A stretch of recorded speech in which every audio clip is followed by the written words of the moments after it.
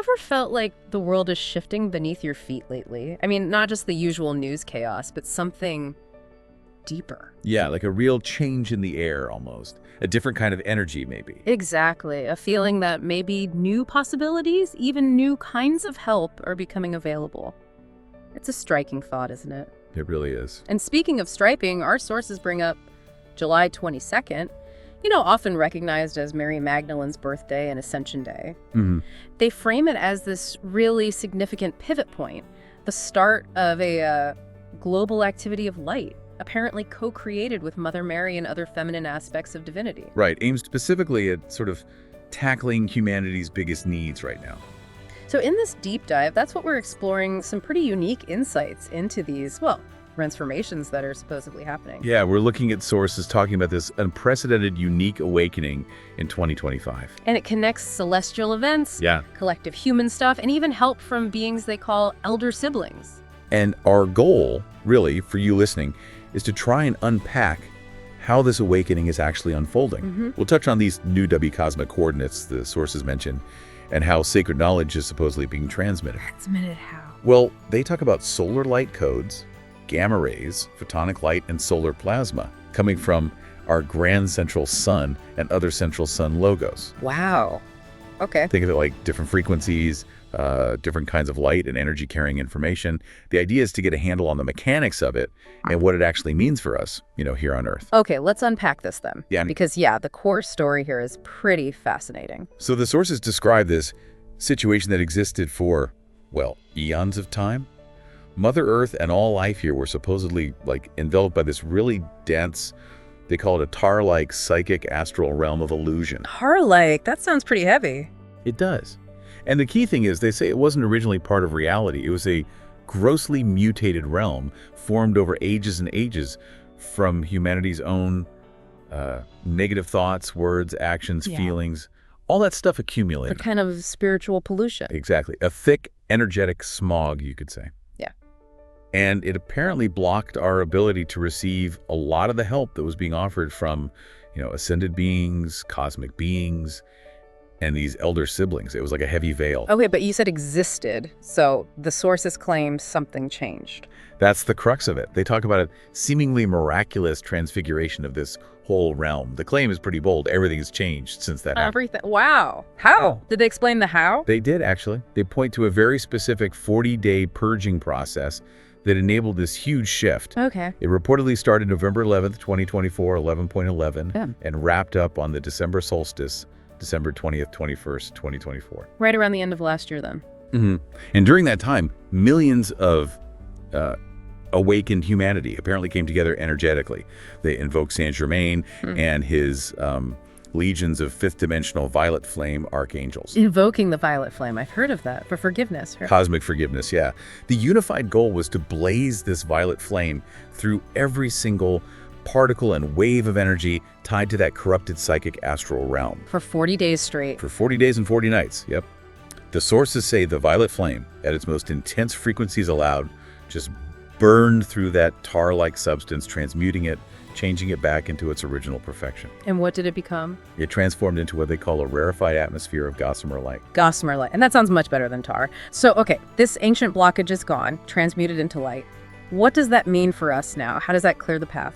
Well, according to this material, from that moment onward, the light, the celestial assistance from all over the cosmos, it could finally pass through this new Gossamer veil, completely unimpeded, no more blockage. And that, they suggest, is why the influxes of light we've apparently received so far in 2025 have felt so much more profound, so much more intense than anything humanity's experienced before. So it's a direct consequence of that clearing. It's presented as a really critical factor in this whole unique awakening that's supposedly happening globally. It's interesting they try to connect these sort of cosmic or energetic shifts to things we can actually see. Do they give any examples? Like an outer world demonstration? They do. They point specifically to the over 5 million people who marched in the streets on June 14th, 2025 in the United States. 5 million, wow. Yeah. And the Company of Heaven, that's the term they use for this collective of divine beings, apparently acknowledged that while everyone marching had their own reasons, the underlying intent for every single one was about improving the quality of life. And they also mentioned it wasn't just the US. They revealed there are hundreds of millions more all around the world who are also part of this unique awakening, pushing for positive change in their own ways. Okay, so there's this awakening, maybe amplified by the clearing, but it's happening within an even bigger picture, right? You mentioned a cosmic dispensation. That's right. The sources say that right at the start of this decade, 2020 to 2030, our Father, Mother, God, their term, granted this special cosmic dispensation. Which is like, what? Divine permission. Kinda, yeah. A divine allowance for something unprecedented. It basically allowed ascended beings, cosmic beings from the realms of illumined truth, and these elder siblings from other galaxies to work with awakening humanity in ways that just hadn't been possible, maybe even attempted before. This whole decade is special. Exactly. And they break it down into 2 phases. The first 5 years, 2020 to 2025. Which we just finished. Right. That was about light workers collaborating with the company of heaven, doing millions of activities of light to dismantle old limitations, the shadows that held humanity back for so long. Okay. Now for the second half, 2025 to 2030, the idea is that Mother Earth's ascension process speeds up, like a lot. And the help gets clearer. Yeah, the guidance we get from the company of heaven and these elder siblings in the Galactic Federation of Light is supposed to become far more obvious, more tangible. Precisely because it's not being filtered or blocked by that old psychic astral gunk anymore. Got it. That brings us back to the elder siblings again. They sound important in this narrative. Who exactly are they meant to be? Their connection to the Galactic Federation. Okay, so the sources describe them as people from other systems of worlds within the Galactic Federation of Light. They mention places like Pleiades, Arcturus, Andromeda, Sirius. Names you hear in certain circles. And they're described as being much more advanced spiritually and technologically than us here on Earth. The reason given is that their planets didn't go through the same fall from grace, or get stuck in what the sources call the abyss of separation and duality. So while Earth was struggling, they kept evolving. Basically, yes, they progressed without that delay. And now, apparently, Mother Earth has finally reached a vibrational frequency that allows these elder siblings described as extraterrestrial sons and daughters of God, living on peaceful, heart-centered planets to work directly with our own higher selves, our I Am presences. Our I Am presence, the divine spark within us. That's the concept, yeah. Yeah. That higher aspect beyond our everyday personality. So these elder siblings offer loving support, encouragement. They share powerful tools, sacred knowledge, heart-based guidance, information, all to help us accelerate our own transformation, our transfiguration onto the new Earth, as the sources put it. Help us accelerate it. And this is really important in the material, they stress that these beings are not allowed to do it for us.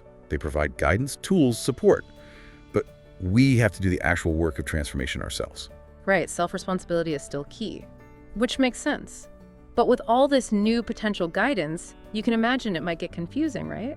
Especially if, as the sources mention, there are still recalcitrant souls fighting tooth and nail to maintain power and maybe trying to twist things. Absolutely. That's a valid concern they acknowledge. The potential for distortion or misinformation is there. So how do we navigate that? Is there anything new helping us tell the difference? Well, according to the material, yes. There's a kind of countermeasure now. Humanity, they suggest, is becoming much harder to trick or fool. How so? Because we're apparently getting better at discerning the frequency of vibration behind a message. We can feel whether it's truly heart-based or if it's coming from a place of manipulation or fear. This enhanced discernment is presented as absolutely key. Discernment, feeling the truth. And this actually brings us right back around, doesn't it? We started by mentioning July 22nd, Mary Magdalene. How does her specific intervention, according to these sources, tie into this critical need for discernment now? Precisely. It connects directly. In response to this need for clearer discernment, and they emphasize this is always with the permission of each person's own, I am our presence. Mary Magdalene reportedly co-created something. Who created what? Along with Mother God, Mother Mary, and other feminine aspects of divinity from across the universe, she co-created a powerful force field of light right within the heart flame of every single person on Earth. The force field on our hearts. That's the description, a multidimensional frequency of celestial light that pulses with specific qualities. Divine discernment, divine wisdom, and infinite gratitude. Okay, and its purpose? Its explicit purpose is to help us see through the misinformation and disinformation that these resistant or sleeping souls are supposedly using to try and confuse us, to keep us trapped in fear and anxiety. So it's like a built-in truth detector, amplified. Something like that. The sources state very clearly, that these resistant forces, they lose their power